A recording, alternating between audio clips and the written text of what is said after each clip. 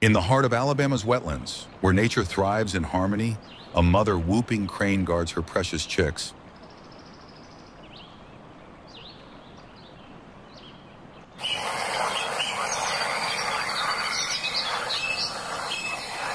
Men with traps threaten the life she has worked so hard to protect.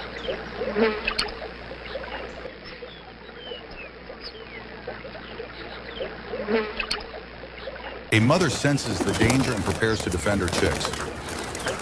With a powerful cry, she launches her attack, a fearless guardian of her young.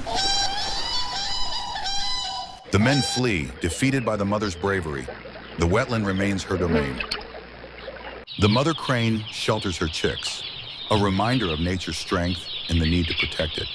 In Alabama's marshes, the spirit of the wild endures, but it needs our help to keep it thriving.